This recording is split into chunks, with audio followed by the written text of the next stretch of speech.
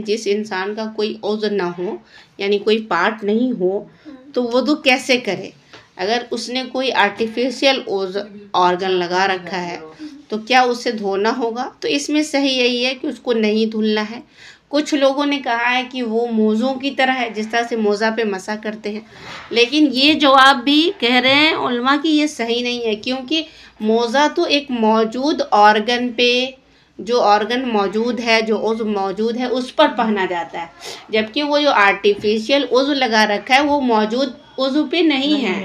ठीक है, तो नहीं धुलना है, न मसा करना है। हाँ, अगर उलमा ने ये बात कही है कि अगर उज़्व जोड़ से कटा है, जैसे कोहनी है या टखने से कटा है पैर, अब चूंकि हाथ जो है कोहनी के साथ धुलना है, अब हाफ कोहनी कट गई, अगर जोड़ से कटा है, जॉइंट से कटा है, इसका मतलब हाफ कोहनी कटी है। वालेकुम सलाम रहमतुल्लाह। तो अगर जॉइंट से कटा है तो हाफ कोहनी कटी है, तो इसलिए पूरी कोहनी को धुलना पड़ेगा, यानी ऊपर का जो हिस्सा जो बच रहा है उसको धुलना पड़ेगा। इसी तरह से टखना जो ऊपर का बच रहा है उसको धुलना पड़ेगा। क्या औरत के लिए भी मर्दों की तरह यही सुन्नत है कि सर का मसाह करते हुए अपने सर की इब्तदा से शुरू करके आखिर तक ले जाए और फिर शुरू सर तक लाए? क्या यही सुन्नत है जिस तरह से मर्दों के साथ है? तो ज़रूरी सी बात है, जो भी अहकाम मर्दों के लिए लागू होते हैं वही औरतों के लिए है, उनको भी करना है। जहाँ तक रहा कि बाल लंबे होते हैं, तो कुछ लोग कहते हैं बाल ख़राब हो जाए या ऐसा, तो ऐसा कुछ नहीं है कि हाँ हमको ज़ोर से करना है, दबा के लाइट हाथ के साथ हमको नीचे ले जाना है यहाँ तक गुद्दी तक, फिर लाइट हाथ के साथ आना है। यही मोहम्मद बिन सालेह उसैमीन रहमतुल्लाह का कहना है। उसके लिए भी इसी तरह मसनून है, क्योंकि शरई अहकाम जो मर्दों के लिए हैं वही औरतों के लिए हैं, और जो औरतों के लिए हैं वही मर्दों के लिए हैं। इल्ला ये कि जहाँ कहीं इलाहदा की खुसूसियत आई है, और मुझे कोई ऐसी दलील मालूम नहीं है जिसमें औरत के लिए इस मसला में कोई खुसूसियत, यानी कोई अलग से कुछ है उनके लिए, लिहाजा औरत भी अपने वज़ू में सर के शुरू से शुरू करे और सर के आखिर तक ले जाए। बाल अगर लंबे भी हों तो उससे ख़राब नहीं होंगे, क्योंकि मसा करने की ये माना नहीं है कि बालों को ज़ोर से दबाया जाए। ठीक है, वो गीले हो जाए, मतलब इतना ज़ोर से दबाएं कि गीले हो जाएं या खड़े हो जाएं, बल्कि नरमी से हाथ फेरना मकसूद है। और मसा का माना ही होता है हाथ फेरना। जूड़े पे मसाह करने का क्या हुक्म है? यानी बाल जूड़ा जो बांधी रहती है, हाँ, औरत के लिए भी यही है कि वो अपने सर पे मसाह करे, खा उसने बालों का जूड़ा बनाया हुआ हो या वैसे ही लटके हुए हों, मगर ये कतन मुनासिब नहीं है कि वो उनका जूड़ा बनाकर ऐन चोटी के ऊपर, यानी यहाँ पे जैसे ये चोटी है, चोटी की ये जगह होती है, तो यहाँ पे जैसे करे रहती हैं ख़वातीन, तो चोटी के ऊपर जो है जूड़ा बनाए, क्योंकि मुझे अंदेशा है कि ये सूरत कहीं उस वईद में ना आ जाती हो जो उस हदीस में आई है। नबी सल्लल्लाहु अलैहि वसल्लम ने फरमाया, वनिसाउन कासियातुन आरियातुन रुऊसुहुन्ना कअस्निमतिल बुख्तिल माइला ला यदखुलनल जन्नत वला यजिदन रिहहा व इन्न रिहहा ला युजदु मिन मसीरति कज़ा व कज़ा, कि औरतें होंगी जो बज़ाहिर ऐसा होगा कि लिबास पहने होंगी, बज़ाहिर लगेगा कि लिबास पहनी हुई है मगर नंगी होंगी। क्यों? या तो उनका लिबास जो है बिल्कुल पतला होगा, या आजकल देखो कि ऐसा लिबास पहने होती है ख़वातीन जो बिल्कुल टाइट होता है लिबास, या उसी कलर का होता है, टाइट भी होता है, सेम स्किन कलर का होता है, और उसी तरह से या तो बिल्कुल टाइट है लिबास तो भी नंगी है, या फिर ये कि पतला लिबास है, कपड़ा बिल्कुल बारीक है तो भी नंगी है। तो क्या है हदीस में कि औरतें जो बज़ाहिर लिबास पहने होंगी लेकिन नंगी होंगी, उनके सर बुख्ती ऊँट के कुहानों की तरह झुके हुए होंगे, और ये भी बहुत ज़्यादा चलन है और रिवाज है। अब पता नहीं क्यों अच्छा लगता है। तुम लोग अपने आसपास में जिसको भी देखो उनको बताओ नबी सल्लल्लाहु अलैहि वसल्लम ने क्या कहा। मैं पहले बता दूँ आगे, वो जन्नत में दाखिल नहीं होंगी और ना उसकी खुशबू पा सकेंगी, हालांकि उसकी खुशबू तो इतनी मसाफत से महसूस होती है। बहुत ज़्यादा रिवाज और चलन है कि अभी मैं देख रही हूँ लड़कियों को, मैंने देखा कुछ को कि घर में बिल्कुल नॉर्मल रहती हैं, और जैसे उनको नकाब पहनना है वो ख़ास तौर से मतलब ऐसे करके और अलग से कुछ लगा कर बड़ा करके समझ में आ रहा है। और वो मतलब कर लेती हैं और उसके ऊपर स्कार्फ लगाती है, देखने में भी बहुत ही गंदा लगता है, पता नहीं क्यों अच्छा लगता है। मैंने तो सुना था नमाज में मतलब के जूड़े नमाज में भी जूड़ा नहीं होना चाहिए ना, कुछ है ना नमाज के दरमियान। नमाज का नहीं, यही हदीस है, इसके बिना पर लोग नमाज में देखो क्या है ना, जो मना है ना इस्लाम में उसको लोग हर चीज को नमाज में ले जाते हैं। जैसे तस्वीर है तो ऐसा नहीं है कि तस्वीर, अब जैसे रिंग है, रिंग में अगर तस्वीर बनी हुई है तो लोग कहते हैं नमाज नहीं होती, ऐसा नहीं, नमाज नहीं होती है, ठीक है। तस्वीर का अलग गुनाह है आपको, तस्वीर, लेकिन वो एक अलग हदीस है कि नबी साहब ने कहा कि नमाज पढ़ रहे थे तो तस्वीर पे, यानी जैसे अब आईना के सामने अगर तुम घूम के नमाज पढ़ोगे या चेहरा सामने दिखेगा तो उस पर तो जहन उलझेगा ना, तो वो एक अलग मैटर है, मतलब उस पर ख्याल रखना है कि तुम्हारा जहन ना उलझे। क्या ये जायज़ है कि आदमी एक ही वुदू से 2 फर्द नमाज पढ़ ले? मोहम्मद बिन सालेह उसैमीन रहमतुल्लाह कहते हैं हाँ जायज़ है। मसलन अगर किसी ने नमाज ज़ोहर के लिए वुदू किया, फिर असर का वक्त आ जाए और बावुदू हो तो जायज़ है कि उसी वुदू से नमाज असर भी पढ़ ले, खा उसने शुरू में ये नियत ना भी की हो कि वो उस वुज़ू से 2 फ़र्ज़ अदा करेगा, क्योंकि वो वुज़ू जिससे उसने ज़ोहर की नमाज़ पढ़ी उससे उसका हदस उठ गया। अब वो यानी नापाकी ख़त्म हो गया जब उसने वुज़ू किया, तो अब वो उस वक्त तक बेवज़ू नहीं होगा जब तक कि बेवज़ू होने की कोई वजह न हो जाए। और बेवज़ू होने के असबाब जो है वो मालूम है, और जो नहीं मालूम है तो हम पढ़ेंगे इंशाअल्लाह ताला। तो यहाँ पर यही बात थी कि अगर इंसान एक बार वुदू करता है तो जब तक बेवुदू नहीं होता है, अगरचे उसने नियत नहीं की है कि कई नमाज पढ़ेगा, लेकिन उसमें जब तक कि वो बेवुदू नहीं होता है वो जितनी नमाजें चाहे पढ़ सकता है। तो अगर इस नियत से अगर हम पढ़ते हैं कि मतलब जैसे हमने अभी वजू किया, ठीक है, तो चलो इस अब थोड़े लेट कर लेंगे तो मगरिब भी हो जाएगी, तो इस अगर इरादे से तो फिर नहीं होगी वो नमाज, तब तो और होगी। यहाँ पर तो बात हो रही कि अगर बगैर इरादा के भी अगर वुदू किया है और वुदू अगर नहीं टूटा है तो भी पढ़ सकता है, यहाँ पर ये बात हो रही। हाँ वो तो होगी। वुदू करके आधा को खुश करने का क्या हुक्म है? ठीक है, ऑर्गन, इसको सुनो, इन चीज़ों को याद रखो। अच्छा सीधे ज़बानी सुनने का नहीं है ये सब जहन में रहेगा ना, जो चीज़ है ये सब एग्जाम में आने वाला टॉपिक सब है, वही सब पढ़ा रही हूँ मैं, ठीक है, जो फरवरी में एग्जाम होंगे ना। हाँ, वुदू करके आज़ा को खुश करने का क्या हुक्म है? मोहम्मद बिन सालेह उसैमीन रहमतुल्लाह कह रहे हैं कि वुदू के बाद आधा को खुश कर लेने में कोई हरज नहीं है, क्योंकि इन उमूर में असल जो है आदमे मना है।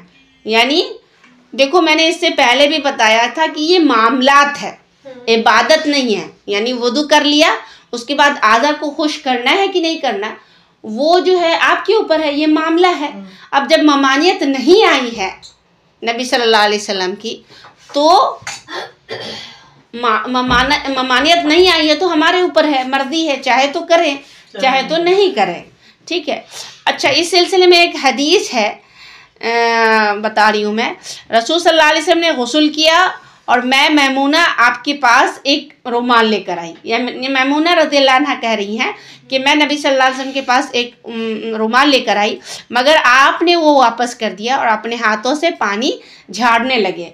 तो इससे कुछ लोग दलील पकड़ते हैं कि आपने मैमूना रज़ियल्लाहु अन्हा का रुमाल नहीं लिया, ठीक है। इसका मतलब ये है कि नहीं करना चाहिए, यानी नहीं पोंछना चाहिए। लेकिन इसका जवाब ये है कि ये नबी सल्लल्लाहु अलैहि वसल्लम का ख़ास अमल था, आपने मना नहीं किया। एक चीज़, दूसरी चीज़ ये कि इसमें कई बातें हो सकती है। हो सकता है कि वो रुमाल जो है वो मैला रहा हो, समझ रहे हो, गंदा रहा हो, या फिर आप उसको गीला नहीं करना चाहते हो, या फिर ये भी हो सकता है कि गर्मी का वक्त हो और आपको अच्छा लगता हो कि हाँ ठंडा ही रहे। जैसे ठंडी में दिल करता है पोंछने का लेकिन गर्मी में नहीं दिल करता। अच्छा सैयदा मैमूना का रुमाल पेश करना ये भी एक दलील है। सैयदा मैमूना कौन है? नबी सल्लल्लाहु अलैहि वसल्लम की वाइफ थी, तो इनका रुमाल पेश करना ये भी दलील है कि आप खुश करते थे तभी उन्होंने दिया। समझ रहे हो, आप खुश करते रहे होंगे तभी वुदू करने के बाद उन्होंने दिया, लेकिन आपने नहीं लिया तो किसी वजह से। अगर आप उनको मना करना होता तो आप कहते कि नहीं करना चाहिए, आप बोलते कि वुदू को छोड़ना चाहिए या छोड़ना बेहतर है। तब वो लेके भी नहीं आती ना, लेकर भी नहीं आती।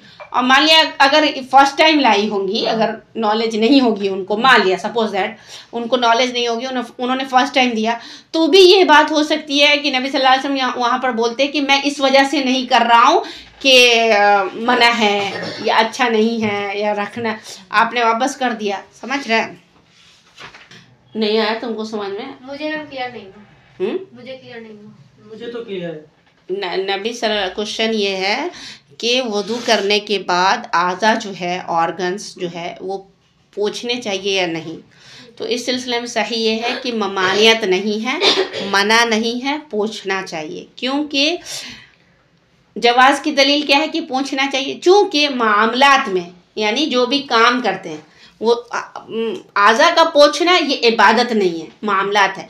तो मामलात में हम कौन सा काम नहीं करते जिसका मना आता है, हदीस में मना आता है या कुरान में मना आता है कि ये काम नहीं करना है, तो नहीं करने का हुक्म नहीं आया है। और जो लोग कहते हैं कि नहीं करना चाहिए, वो क्या दलील देते हैं? वो दलील ये देते हैं कि नबी सल्लल्लाहु अलैहि वसल्लम की वाइफ है मैमूना रदियल्लाहु अन्हा, उन्होंने जब आप सल्लल्लाहु अलैहि वसल्लम ने वुदू किया तो उन्होंने एक रुमाल पेश किया पोंछने के लिए, आपने उसको वापस कर दिया, आपने नहीं पोंछा। तो कुछ लोग ये दलील देते हैं। तो हाँ, तो उन लोगों को ये रिप्लाई दिया गया है, ये जवाब दिया गया है कि हो सकता है कि आपका ये अमल आपके साथ खास है, आपने खुद किसी वजह से नहीं किया होगा। हो सकता है कि रुमाल गंदा हो सकता है कि आप उसको गीला नहीं करना चाहते होंगे, हो सकता है कि गर्मी शदीद रही होगी, आपको दिल होगा कि हम ठंडा ही रहे, ठीक है। तो ये सारी वजह हो सकती है। लेकिन मैमूना रज़ियल्लाहु अन्हा ने पेश किया, इससे पता चलता है कि आप पोंछते रहे होंगे तभी तो वो पेश की। तो क्लियर हो गया, आप समझ में आ गया? जी जी। हाँ, अगर किसी ने मसनूई दांत लगवाए हो तो क्या वुदू में कुल्ली करते हुए उन्हें उतारना ज़रूरी है? इसका आंसर है, अगर किसी ने मसनूई दांत लगवाए हो तो जाहिर ये है कि उसे उनका उतारना वाजिब नहीं है और उनका मामला अंगूठी से मुशाबह है, अंगूठी के जैसा है, सेम। और वुदू के वक्त अंगूठी का उतारना वाजिब नहीं है, बल्कि अफजल ये है कि वो उसे हरकत दे ले, वाजिब नहीं है। क्योंकि नबी सल्लल्लाहु अलैहि वसल्लम अंगूठी पहनते थे और कहीं साबित नहीं हुआ कि आप उसे वुदू के वक्त उतारते भी हों। और ये अंगूठी दांतों की निस्बत जिल्द तक पानी पहुंचने में ज़्यादा रुकावट है। तो जब अंगूठी को उतारना साबित नहीं है तो दांत क्यों उतारे जाए, ख़ास तौर से जबकि बाज़ लोगों के लिए यह अमल यानी दांत उतारना बहुत ही मुशक्क़त होता है, उसको दोबारा फिट करना। समझ रहे? तो क्या था क्वेश्चन? अगर किसी ने, दोबारा बोल रही हूँ, अगर ज़रूरत हो तो लिख लेना, अगर किसी ने मसनूई दांत लगाए हों तो क्या वुदू में कुल्ली करते हुए उन्हें उतारना ज़रूरी है? तो इसका आंसर यही है कि नहीं उतारना है। उसका रीज़न क्या है? नबी सल्लल्लाहु अलैहि वसल्लम अंगूठी पहनते थे और आप सल्लल्लाहु अलैहि वसल्लम जब वुदू करते थे तो अंगूठी को हरकत देते थे, यानी मूव करते थे, जब उसको हिलाते थे। तो अंगूठी तो हार्ड चीज़ होती है, जब आप अंगूठी को नहीं निकालते थे उसके बाद भी पानी अंदर पहुंच जाता है तो दांत के अंदर तो ज़्यादा, मतलब उसकी जड़ों में, आसपास में ज़्यादा पानी पहुंच सकता है। समझ रहे? और दांत को अगर कोई निकाले तो उसको दोबारा फिट करना मुशक्क़त की बात है। डेंटिस्ट के पास जाना पड़ेगा। आगे क्वेश्चन है, क्या आदमी के लिए ज़रूरी है कि वुज़ू से पहले दांतों में खिलाल करे और खाने के बकिया ज़र्रात निकाले? यानी खाना का अगर कुछ रह गया है तो क्या निकालना ज़रूरी है? ठीक है, इसका आंसर देखो। मुझे जो बज़ाहिर मालूम होता है कि वुज़ू से पहले उन ज़र्रात का निकालना वाजिब नहीं है, मगर उसमें भी कोई शुबा नहीं है कि दांतों का साफ़ करना और साफ़ रखना वुज़ू का कमाल और ज़्यादा तहारत का ज़रिया है और दांतों की बीमारियों से महफूज रहने का भी बड़ा ज़रिया है। अगर ये ज़र्रात दांतों में रह जाए तो मुंह से बदबू आने लगती हैं, दांतों और मसूड़ों की बीमारियां आ लेती है। लिहाजा इंसान को चाहिए कि खाना खा लेने के बाद खिलाल कर लिया करे ताकि दांतों में रह जाने वाले खुराक के ज़र्रात निकल जाएं। मिसवाक भी किया करे क्योंकि खाने से मुंह की कैफियत बदल जाती है और आप सल्लल्लाहु अलैहि वसल्लम ने मिसवाक के बारे में फरमाया है कि मिसवाक मुंह की सफाई और रब की रज़ामंदी का ज़रिया है, सबब है। और ये दलील है कि जब भी ज़रूरत महसूस हो मुंह को मिसवाक से साफ़ कर लिया जाए। और उलमा का कहना है जब भी मुंह का जायका वगैरह बदल जाए तो मिसवाक का इस्तेमाल करना ताकीदी हो जाता है। तो इसका क्वेश्चन ये था कि क्या आदमी के लिए ज़रूरी है कि वज़ू से पहले दांतों में खिलाल करे और खाने के बकिया ज़र्रात निकाले। तो इसका तो आंसर यही है कि ज़रूरी नहीं है। यानी वज़ू से पहले मिसवाक करना, नबी सल्लल्लाहु अलैहि वसल्लम ने कहा कि अगर मेरी उम्मत पे मशक्क़त नहीं होता तो मैं उसको हर नमाज के लिए हुक्म देता। तो इससे पता चलता है कि हर नमाज के लिए मिसवाक करना ज़रूरी नहीं है। लेकिन जो खाने के ज़र्रात रह जाते हैं तो बहुत बार क्या होता है कि इंसान उसमें लगा रहता है, जहन लगा रहा या कुछ है। दूसरी बात है गंदगी का भी एक ज़रिया है। तो बेहतर ये है कि सफाई कर ले नमाज से पहले ताकि जहन उधर ना जाए, समझ रहे हो? तो इसके लिए बेहतर है, लेकिन ज़रूरी नहीं है। वुदू करते वक्त साबुन से मुंह हाथ धोना कैसा है? वुदू के वक्त मुंह हाथ को साबुन से धोना कोई शरई अमल नहीं है। इससे साबित है कि आपने फरमाया तकल्लुफ़ और दुश्वारी में पड़ने वाले हलाक हुए, तकल्लुफ़ और दुश्वारी में पड़ने वाले हलाक हुए। आपने ये 3 बार फरमाया। हाँ, अगर आज़ा मैले हों और साबुन या दीगर अशियाए नज़ाफ़त इस्तेमाल करने की ज़रूरत हो तो उसमें कोई हरज नहीं है, मगर बतौर आदत उसे अपना लेना तकल्लुफ़ और बिदअत है, लिहाजा उससे बचा जाए। तो यहाँ पर यही चीज़ है कि हर नमाज के लिए इंसान अपने ऊपर एक मशक्क़त डाल ले, वो ठीक नहीं है। लेकिन अगर एक बार सुबह में या एक बार शाम में धुलता है तो कोई बात नहीं है। अब एक यही चीज़ नहीं है, औरतों ने, लड़कियों ने ख़ास तौर से अपने ऊपर बहुत सारी चीज़ को ज़रूरी कर लिया। एक ऐसा काम है जो अपने ऊपर हर नमाज के लिए अगर वज़ू करते हैं और मुँह हाथ धुलते हैं तो अपने ऊपर जो है एक गैर ज़रूरी चीज़ को वाजिब कर लेना है, जिससे बचना चाहिए। ठीक है, अगर हर नमाज के लिए करते हैं तो। इसलिए कि नबी सल्लल्लाहु अलैहि वसल्लम की हदीस है हलकल मुतनत्तिऊन, यानी तकल्लुफ़ और दुश्वारी में पड़ने वाले हलाक हो गए। तो अपने ऊपर तकल्लुफ़ नहीं करना चाहिए, यानी ऐसी चीज़ वाजिब कर लेना जो वाजिब नहीं है। हाँ, अगर गंदगी लगी हुई है, डस्ट है या थक गए हैं तो फ्रेशनेस के लिए, जैसे हम लोग काम करते हैं 6 घंटा 8 घंटा तो थक जाते हैं, तो 6 घंटा 8 घंटा अगर काम कर रहे हैं तो फ्रेशनेस। क्वेश्चन है गंदी नजिस नालियों यानी नापाक और गंदी नालियों का पानी बाज़ तहलीलात और कीमियाई आमाल के ज़रिया साफ़ किया जाता है, यानी केमिकल के ज़रिया साफ़ किया जाता है और खेतों को भी दिया जाता है उसको साफ़ करके। उस पानी का क्या हुक्म है? क्या उससे वुदू हो सकता है? कपड़े को लगे तो क्या कपड़ा नापाक हो जाता है? नजिस पानी जब कीमियाई तहलील के ज़रिए से अपनी पहली हकीकत से बदल गया है तो अब वह दूसरी हकीकत का हुक्म रखता है और उस वक्त तक पलीद नहीं होगा जब तक कि नजासत पड़ने से उसके 3 औसाफ में से किसी एक में तब्दील ना आ जाए, यानी जायका, रंग और बू, जो हमने पढ़ा पानी का। पाक पानी का अपना कोई रंग, कोई जायका और कोई बू नहीं होता है।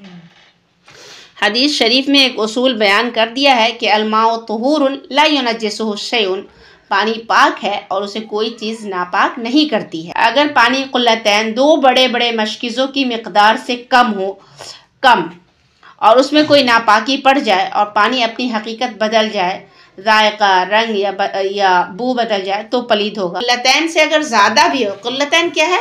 2 मशकीज़ा, बड़ा बड़ा मशकीज़ा, अगर उससे ज़्यादा हो और लेकिन उससे रंग, बू, स्मेल वगैरह बदल जाए, टेस्ट, तो उसका तो वो नापाक होगा। और कम में भी वही चीज़ है, लेकिन अगर ज़्यादा पानी है और कोई गंदगी गिर गई और उससे उसके जो औसाफ आए हैं 3, उसमें से कुछ भी नहीं बदलता है तो वो पानी नापाक नहीं होगा। तो यहाँ पर ये क्या था कि पानी को अगर केमिकल के ज़रिए साफ़ किया गया तो क्या उस पानी से वज़ू कर सकते हैं कि नहीं। और क्वेश्चन था कि पानी को अगर केमिकल के ज़रिए साफ़ किया गया है तो क्या उस पानी से वज़ू कर सकते हैं। और दूसरा ये कि अगर वो पानी हमारे बदन को छू जाए तो हम नापाक तो नहीं होंगे। तो इसका जवाब यही है कि अगर केमिकल के ज़रिया साफ़ कर दिया गया है और वो पानी की सूरत में है तो वो पानी है, उससे वज़ू भी कर सकते हैं, उससे नापाकी भी नहीं होगी, मगर ये कि उसका 3 जो सिफत हदीस में आई है उसमें से कोई एक बदल जाए, यानी जायका, रंग और बू, स्मेल।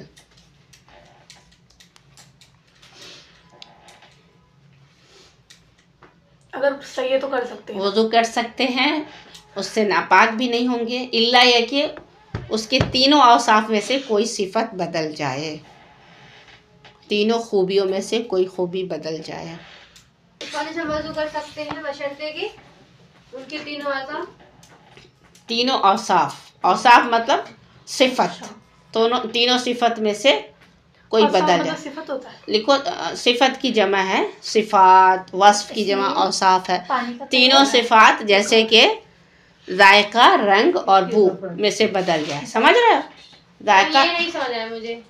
तीनों सिफत जायका, रंग और बू में से बदल जाएगा तो पानी, अगर जायका बदल जाएगा तो भी पानी नहीं रहा, बू बदल जाएगा तो भी पानी नहीं रहा, और क्या है रंग काला हो जाए रंग, ठीक है, तो भी पानी नहीं रहा। समझ में आ गया? मतलब केमिकल के जरिए अगर हम साफ करते हैं पानी को, फिर वो उस पानी में ये तीनों चीज नहीं होना चाहिए। जरूरी से पानी के कलर का होना चाहिए, पानी के जैसा होना चाहिए। अब अगर तो उससे वुदू कर सकते हैं, लेकिन अगर फिर कुछ पढ़ने की वजह से वो बदल जाता है, जो हमने पढ़ने भी पढ़ा है कि पानी क्यों मतलब साफ नहीं रहता है, अपने असल पर नहीं हो। पानी जो हम देखते हैं वाटर, ये वाटर है ना, तो प्लेन वाटर है, कैसा है इसका कलर है, ऐसा अगर हो तो ठीक है, लेकिन अगर इसका कोई रंग बदल जाए, लेकिन हमने ये भी पढ़ा कि पानी जैसे पड़ा पड़ा इसका कलर हो जाता है तो उससे नापाकी नहीं होगी, ये भी पढ़ा हमने। कुछ पढ़ने पर कलर चेंज हो जाए, यानी हमको समझ में हो कि हाँ ये नापाकी वाला। एक है कि जैसे अब यहाँ क्या होता है, पड़ा पड़ा थोड़ा सा एक ऊपर एक तह जम जाती है, वो तो उससे नापाक नहीं होगा पानी। हाँ।